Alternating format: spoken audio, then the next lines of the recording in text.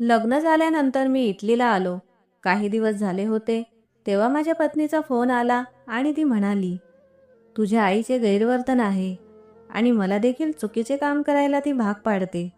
मला तुझ्याकडे बोलावून घे, नाहीतर मला डिवोर्स दे. हे ऐकून माझं डोकंच फिरलं. तेव्हा मी तिला शांतपणे सांगितलं, तू माहेरी जा. मी काही महिन्यात येतो आणि तुला घेऊन जातो. 6 महिन्यांनी मी भारतात परतलो तर माझी आई गीतेचा पाठ करत बसली होती. मला राग अनावर झाला आणि मी मागून जाऊन तिला जोरात लाथ मारली. एका किंकाळीसह आई बेशुद्ध पडली. तिची किंकाळी ऐकून काकू धावत आली आणि तिने खरी गोष्ट सांगितल्यावर माझे पायच सुटले. तेजस, मला पुन्हा सोडून जाऊ नकोस. तुझ्या वाचून मी अगदी एकटी पडेन. आपल्या लग्नाला काहीच दिवस झालेत आणि तू पुन्हा इटलीला निघतो आहेस. अजून मला तुझ्यासोबत खूप वेळ घालवायचा होता. खूप साऱ्या गप्पा मारायच्या होत्या. फिरायला जायचं होतं. शॉपिंग करायची होती. पण तू आहेस की पुन्हा जातो आहेस? माझी पत्नी खूप उदास बसली होती. ती माझा हात पकडून एकच गोष्ट पुन्हा पुन्हा म्हणत होती. खरं सांगायचं तर माझंही जाण्याचं मन नव्हतं. पण मीच जर असा कमजोर झालो असतो तर तिला धीर कोणी दिला असता. म्हणून मन कडक करून मी तिला सांगितलं, आपण फिरायला नंतर जाऊ. मी तुला भरपूर पैसे पाठवेन. तू शॉपिंग करत जा. तेव्हा ती रागाने माझ्याकडे पाहत म्हणाली, मला तुझ्या पैशांची गरज नाही. मला तुझ्यासोबत जाऊन शॉपिंग करायचं आहे आणि मी शॉपिंगची भुकेली नाही. तिच्या त्या रागातही मला खूप प्रेम जाणवलं. कसंबसं मी तिला समजावलं आणि तिकीट कन्फर्म करून मी पुन्हा इटलीला आलो. इथे आल्यावर माझं मन कुठेच लागत नव्हतं. ती खूप आठवत होती आणि मीही उदास होतो. मात्र एक गोष्ट चांगली होती की मी आलो तेव्हा जितकी ती उदास होती तितकीच आता फोनवर बोलताना हसतमुख असायची. मला हसवण्यासाठी उलटसुलट गमतीशीर गोष्टी करायची. मला इटलीला येऊन महिना झाला होता आणि ती असंच हसत खेळत बोलायची. पण मग मला जाणवलं की तिचं वागणं हळूहळू बदलत आहे. ती शांत, चिडचिडी आणि अगदी कमी बोलणारी झाली होती. मी काही विचारलं तर फक्त हो नाही मध्ये उत्तर द्यायची आणि पुन्हा शांत बसायची. मला काळजी वाटू लागली. मी तिला विचारलं, सेजल, काय झालं? तू एवढी उदास आणि शांत का असतेस? सगळं ठीक आहे ना? तब्येत ठीक आहे ना? तेव्हा सेजल काही ना काही बहाणा करत बोलणं टाळायची. कधी म्हणायची हो, मी ठीक आहे. कधी म्हणायची झोप येते. कधी डोकेदुखीचं कारण सांगायची किंवा म्हणायची की थोडं काम केलं, थकले. तिचे हे बहाणे मला पटत नव्हते. पण मी इतक्या दूर असल्यामुळे काही करूही शकत नव्हतो. आईला विचारलं तर तीही एवढंच म्हणायची की सगळं ठीक आहे. सेजल तर अगदी ठीकठाकच असायची. हसरी, खुश आणि नेहमीप्रमाणे बोलणारी. हे पाहून मी आणखीच गोंधळून जात होतो. घरात सगळं ठीक होतं. तिची तब्येतही ठीक होती. कोणतीच अडचण किंवा समस्या नव्हती. तरी तिचं वागणं अचानक इतकं बदलतंय का? आता जेव्हा मी तिच्याशी बोलायचो तेव्हा मला वाटायचं की मी जणू 2 वेगवेगळ्या व्यक्तींशी बोलतो आहे. एक माझी पत्नी, जी माझ्या जाण्याने खूप उदास झाली होती, आणि दुसरी जी आता फोनवर मला हं करत उथळपणे उत्तर द्यायची. दोघी अगदी वेगळ्या वाटत होत्या. माझे दिवस काळजीत आणि बेचैनीत जात होते. मी सेजलवर खूप प्रेम करत होतो. जवळजवळ 8 वर्षे मी तिला मनापासून पसंत करत होतो. इटलीला येण्याच्या 2 वर्षे आधीपासूनही आमचा संपर्क होता आणि आम्ही एकमेकांना खरोखरच आवडत होतो. पण घरचे तयार नव्हते. कारण एकच, आमची गरिबी. सेजलसाठीच मी एवढी धडपड, एवढी मेहनत केली होती. इटलीला आलो, घर बांधलं, चांगली कमाई सुरू केली. फक्त तिला चांगली जिंदगी देता यावी म्हणून. तेव्हा कुठे तिचे आईवडील तयार झाले आणि आमचं लग्न ठरलं. तिला माझ्या आयुष्यात आणण्यासाठी मी किती वर्षे, किती स्वप्न, किती त्याग केला होता. पण आता जेव्हा तिच्या चेहऱ्यावर माझ्यासाठी आनंद नव्हता तेव्हा माझं मन अक्षरशः कोसळू लागलं होतं. एक दिवस आमचं कॉलवर बोलणं चाललं होतं. ती फक्त हं करत उत्तर देत होती. मी तिला म्हणालो, सेजल, जर तू एवढी उदास असशील तर मी परत येतो. आणि तुला हवं असेल तर मी तुला इटलीला बोलावून घेतो. 6-7 महिने लागतील, पण काम होईल. तेव्हा सेजल म्हणाली, हो, मी तुमच्यामुळे खूप उदास झाले आहे. तुम्ही मला इतक्या लवकर सोडून निघून गेलात. मी तर आपल्या लग्नासाठी किती मनोभावे प्रार्थना केली होती आणि खूप स्वप्न पाहिली होती.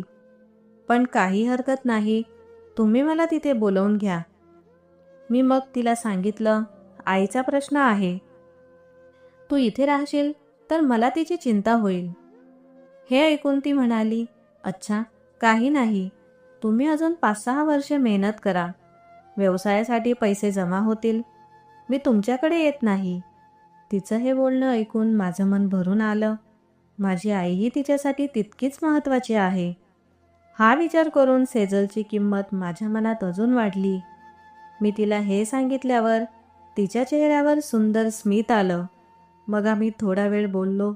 तिने व्हिडिओ कॉलवर अनेक गोष्टी दाखवल्या आणि नंतर फोन ठेवला.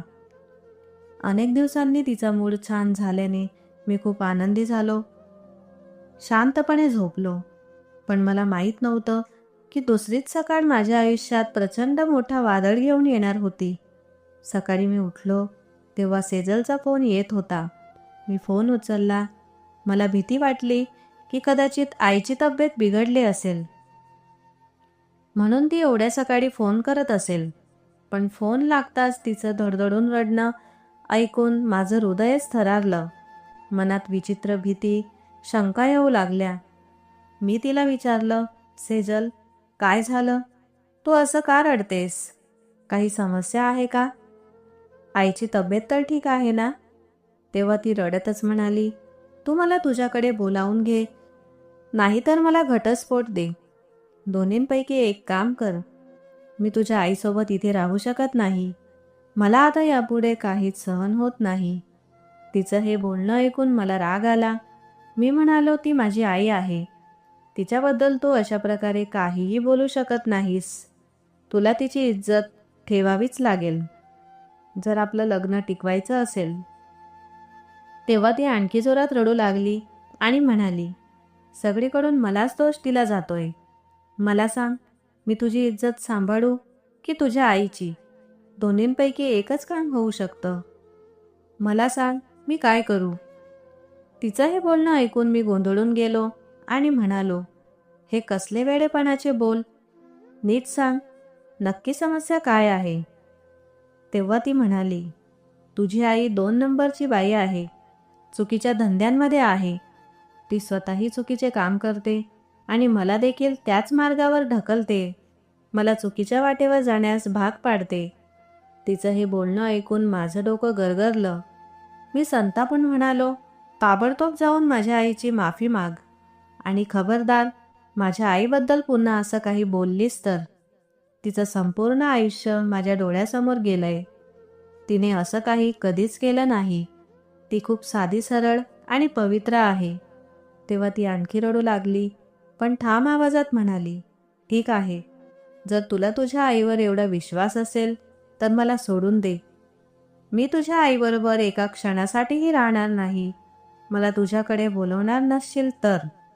मी माझ्या चारित्र्यावर कलंक लागू देऊ शकत नाही आणि ही बाई माझ्या चारित्र्यावर डाग लावल्याशिवाय राहणार नाही. तिच्या या ठाम बोलण्याने मला वाटू लागलं की काहीतरी नक्कीच बिनसलं आहे. कदाचित आईकडून काही चूक झाली असेल. मग मी तिला म्हणालो, तू असं कर, आपल्या आईकडे जा. काही महिने तिथेच राहा. मी तुझे पेपर्स तयार करतो. तुझ्या इटलीला येण्याची व्यवस्था करतो. मग मी तुला कायमस्वरूपी इथे घेऊन जाईन. माझं बोलणं ऐकून ती थोडी शांत झाली. तिने अश्रू पुसले आणि म्हणाली, हो, हेच योग्य आहे. मी खरोखर खूप मजबूर आहे. मी तुला माझ्याकडे बोलावण्याचंच सांगत होते, नाहीतर माझं मन तर इथे राहण्याचंच होतं. इंडियामध्ये आईजवळ त्यांची सेवा करण्याचं आणि तुला कोणतीही चिंता लागू न देण्याचं. पण आज मजबुरीपोटी मला सगळं तुला सांगावंच लागलं आणि माझी अडचण तुझ्यासमोर ठेवावी लागली. असं सेजल म्हणाली. 2-4 वरवरच्या गोष्टी बोलून तिने फोन ठेवला आणि माझं मन अगदी हलतडुलत झालं. माझ्या आईवर मला इतका राग येत होता की शब्द नव्हते. ती स्वतःची आणि आमची संपूर्ण जिंदगी बर्बाद करत होती. माझ्यासमोर तर नेहमीच साधी, निरागस आणि देवभक्त बनायची, पण नक्की माझ्या मागे काहीतरी वेगळंच करत असणार असं मला वाटू लागलं. मी 6 वर्ष परदेशात होतो. मला काय माहीत तेवढ्या काळात ती काय काय करत असेल. मी मनोमन ठरवलं होतं, सेजलचे डॉक्युमेंट्स तयार करून मी स्वतः इंडिया जाणार आणि तिला कायमची माझ्यासोबत घेऊन जाणार. त्याचबरोबर आईला समोर बसवून सगळ्या प्रश्नांची उत्तरं काढणार. मी त्यांना असं सहजपणे सोडून देणार नव्हतो. त्यांनी माझ्या वडिलांची प्रतिष्ठा, माझा सन्मान आणि माझा विश्वास सगळंच धुळीला मिळवलं होतं. त्यांच्याविषयी अशा प्रकारच्या गोष्टींची मी आयुष्यात कधीही कल्पनाही केली नव्हती. आणि जर सेजल त्यांच्या बोलण्यामध्ये आली असती तर माझी इज्जत कायमची नष्ट झाली असती. माझ्या मनात आईविषयी केवळ चुकीचे विचारच निर्माण होत होते. सेजलच्या बोलण्यावर मी इतका आंधळा झालो होतो की आईला एकदा फोन करून विचारावंसही वाटलं नाही की नेमकं काय प्रकरण आहे. या सगळ्या गोष्टीला 5-6 महिने उलटून गेले. मी एकदाही आईशी बोललो नव्हतो. 2दा काकूचा फोन आला होता, पण मी फोन उचलला नाही. मला ठाऊक होतं की आईच तिला फोन करण्यास सांगत असेल आणि काकू मला आईशी बोलायला सांगेल, आणि माझा तसा अजिबात विचार नव्हता. मला आईसमोर बसूनच सगळं विचारायचं होतं. तिने माझ्या बायकोसोबत नेमकं काय केलं? सेजलशी बोललो की ती पुन्हा आधीसारखी हसरी आणि आनंदी वाटू लागली होती. त्यामुळे मला वाटले की ती खोटं बोलत नव्हती. मी परत सुट्टी मिळवण्याचे प्रयत्न सुरू केले आणि अखेर मला सुट्टी मिळाली. मी माझं तिकीट कन्फर्म केलं आणि इंडिया पोहोचलो. इंडिया येण्याचं मी सेजललाही सांगितलं नव्हतं. माझा प्लॅन होता अचानक भेटून तिला सरप्राईज द्यावं, पण त्याआधी मला आईशी हिशोब करायचा होता. म्हणून मी थेट घरी आलो. घराचं दार नेहमीप्रमाणे उघडंच होतं. आत शिरलो तर संपूर्ण घरात शांतता होती. कुणीही दिसत नव्हतं. मी आईच्या खोलीकडे गेलो, पण आत जे दृश्य पाहिलं ते पाहून मी थबकलो. माझी आई गीतेचा पाठ करत बसली होती. तेवढ्यात पुन्हा सेजलचे शब्द माझ्या डोक्यात घुमू लागले आणि माझा संताप उफाळून आला. रागाच्या भरात मी पुढे जात तिच्या पाठीत एक जोरदार लाथ मारली. आईच्या तोंडातून भयानक किंकाळी निघाली. तिच्या म्हाताऱ्या हाडांना अशी हिंसक ठेच सहन होण्याची ताकदच नव्हती. ती चारपाईवर कोसळली आणि उठूही शकली नाही. तिची किंकाळी ऐकताच काकू धावत पडत आमच्या घरी आली. मला पाहताच ती आनंदाने विचारू लागली, बाळा, तू कधी आलास? पण तिची नजर आईवर पडताच ती लगेच घाबरली. ती आईकडे धावत आली आणि म्हणाली, ताई, उठा. काय झालं आहे? उठा ना. तेजस, ॲम्ब्युलन्सला फोन कर. तुझ्या आईची तब्येत ठीक वाटत नाही. कधी आलास आणि इथे असा कसा उभा आहेस? डॉक्टरला तरी बोलावता नाही आलं? किंवा आईला रुग्णालयात नाही नेता आलं? काकू मला बोलू लागली तेव्हा मी हात करून तिला थांबवलं आणि म्हणालो, तुम्हाला आईचा पक्ष घेण्याची गरज नाही. या जे काही करत फिरतात त्याबद्दल मला सगळं समजलं आहे. आश्चर्य म्हणजे तुम्ही अजूनही आईची खरी बाजू ओळखली नाही आणि मला उलट सुनावत आहात. तिला मरू दे, पण मी तिला रुग्णालयात घेऊन जाणार नाही. इतक्यात काकू उठली आणि तिने माझ्या गालावर एक जोरदार चापट मारली. त्यानंतर तिने जे काही सांगितले ते ऐकून माझे डोळे चक्रावले. मला स्वतःच्या कानांवर विश्वास बसेना. मी टक लावून काकूकडे पाहत बसलो. मी म्हणालो, असं होऊच शकत नाही. गीतेवर हात ठेवून शपथ घ्या की तुम्ही जे सांगत आहात ते खरं आहे. काकूने क्षणाचाही विलंब न करता गीतेवर हात ठेवला आणि म्हणाली, मी जे काही सांगितलं ते पूर्णपणे खरं आहे. हे ऐकताच मी जिथे उभा होतो तिथेच खाली बसून गेलो. मग आईची अवस्था आठवली आणि मी तिला रुग्णालयात घेऊन आलो. अनेक तास आपत्कालीन कक्षात घालवल्यानंतर अखेर आईला शुद्ध आली. डॉक्टरांनी तिला शांत राहण्यासाठी इंजेक्शन दिले होते आणि ती झोपली होती. आई गेली 2 वर्षे हृदयाच्या आजाराने त्रस्त होती आणि तिला खूप त्रास होत होता. मी तिच्या कमरेवर मारलेली लात तिच्यासाठी खूप घातक ठरली होती. मला भयंकर लाज वाटत होती. अपराधीपणाने मी स्वतःलाच चापट मारत होतो. मी माझ्या आईला काय करून बसलो होतो. मी स्वतःलाच सतत दोष देत होतो. जेव्हा आईची तब्येत सुधारली आणि डॉक्टरांनी सांगितले की धोका टळला आहे, तेव्हा मी ताबडतोब माझ्या पत्नीला भेटायला निघालो. मी सासरमध्ये पोहोचलो आणि दरवाजावर टकटक केली. एक अनोळखी माणसाने दरवाजा उघडला. मला माहीत होतं तो कोण आहे. त्याने शर्ट खांद्यावर टाकलेला होता. मी घरात शिरताच तो म्हणाला, "कोण आहात भाऊ? कुठून आलात?" मी रागाने त्याच्याकडे पाहत म्हणालो, "हे माझं सासर आहे आणि मी माझ्या पत्नीला भेटायला आलो आहे." त्याचे हातपाय गळाले आणि तो घाईघाईने शर्ट घालत घराबाहेर निघून गेला. मी आत गेलो तर घरात कोणीच नव्हते. फक्त एका खोलीत माझी पत्नी पडलेली होती आणि तिची अवस्था पाहून माझं डोकं लाजेने खाली झुकलं. त्या माणसाचे त्या घरात अर्धवट कपड्यांमध्ये फिरणे आणि माझ्या पत्नीची अशी अवस्था पाहून माझे डोळे उघडले. मला कळून चुकले की माझी पत्नीच खोटी होती आणि जी स्वतः होती तीच माझ्या आईबद्दल ती सांगत होती, मला भडकवत होती. आणि जी स्वतः होती तीच ती माझ्या आईबद्दल मला सांगत भडकवत होती. सेजलने माझ्याकडे पाहिले तेव्हा तिचे रंग उडाले. ती लगेच उभी राहिली आणि कपडे सावरत म्हणाली, "तेजस, माझे ऐक. जसे तू समजतोस तसे काहीच नाही." मी तिच्या तोंडावर एक जोरदार चापट मारली आणि म्हणालो, "तुला काय माहिती की मी काय समजतोय? चोराच्या उलट्या बोंबा. लाज नाही वाटली तुला? माझ्या आईवर खोटा आरोप करून? मी तुला काय समजत होतो आणि तू काय निघालीस? कोणती गोष्ट कमी ठेवली होती मी तुझ्यासाठी की तू असे चुकीचे प्रकार करू लागलीस? किंवा कदाचित तू सुरुवातीपासूनच अशी होतीस. फक्त माझ्या डोळ्यांवर तुझ्या प्रेमाची पट्टी बांधली होती." मी अजून एक थप्पड तिच्या गालावर मारली आणि खांद्याला धरून तिला जोरात हलवले. माझ्या झिंजोडण्यावरून तिने स्वतःला सोडवले आणि खोलीच्या कोपऱ्यात जाऊन उभी राहिली. काही वेळात माझे सासरेही घरी आले. मी सगळ्यांसमोर सेजलला घटस्फोट देण्याची गोष्ट सांगितली आणि तिच्या घरच्यांना तिचे खरे रूप दाखवले. ती स्वतःच फालतू होती.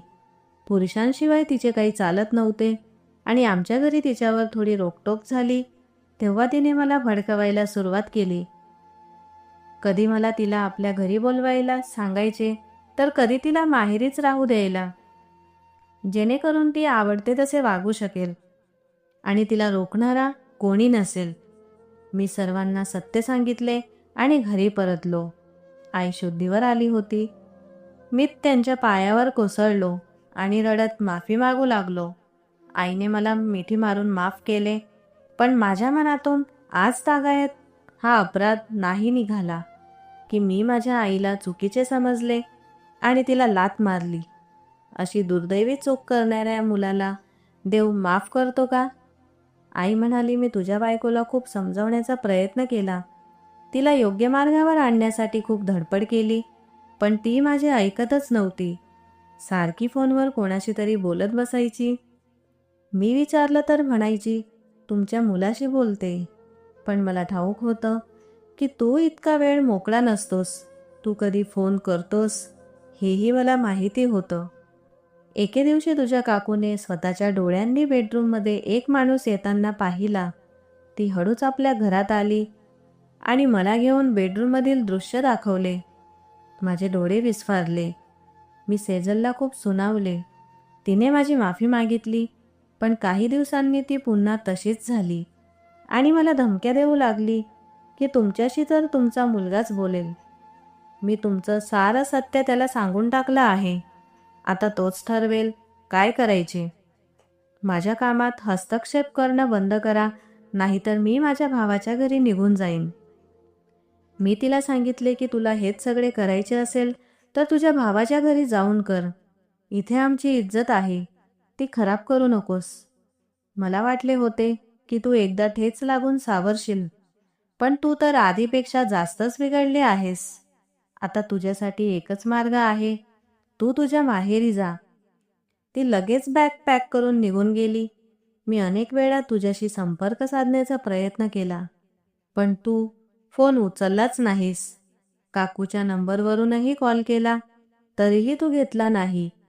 तेव्हा मला कळून चुकले की तू तुझ्या बायकोच्या कटकारस्थानाचा बळी झाला आहे आणि माझ्याविषयी चुकीचे समजून बसला आहे. पण मी रोज देवाला प्रार्थना करत होते की देव तुला शहाणपण देवो आणि सत्य तुझ्या समोर आणो. आणि पहा, आज सगळे काही तुझ्या समोर आले. माझ्या आईच्या डोळ्यात अश्रू होते आणि मी तिच्या मिठीत शिरून पुन्हा रडू लागलो. आई कधीच आपल्या मुलांचे वाईट इच्छित नाही.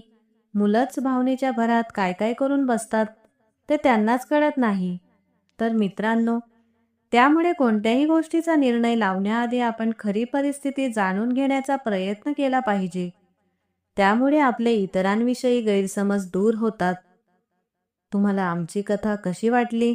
कृपया कमेंट बॉक्समध्ये कळवा आणि कथा आवडली असेल तर सबस्क्राईब करायला विसरू नका आणि आपल्या मित्रांसोबत शेअर करा. इथेच थांबूया. आपण पुन्हा भेटूया नवीन कथेसह. धन्यवाद.